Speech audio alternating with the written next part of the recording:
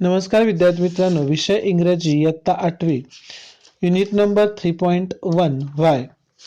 आज आपण तिसरा पॅराग्राफ पाहणार आहोत.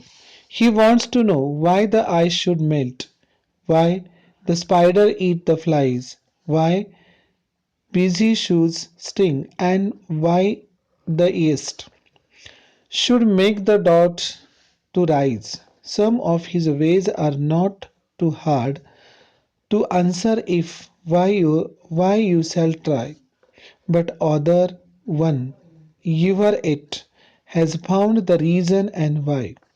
या कवितेमध्ये मुलाला पडलेल्या प्रश्नांची उत्तरं तो शोधत आहे. He said he wants to know why the ice should be melt, म्हणजे का बर्फ नक्की का वितळतं बरं. Why the bee should be the sting and why should be yeast, म्हणजे मधमाशी मध का गोळा करते किंवा सतत का फिरत असते. अशा प्रकारचे अनेक प्रश्न त्याला पडलेले असतात. And why the spider eat the flies, म्हणजे कोळी कीटकांना का खातो. अशा प्रकारचे अनेक प्रश्न या मुलाला पडलेले आहेत. थँक्यू.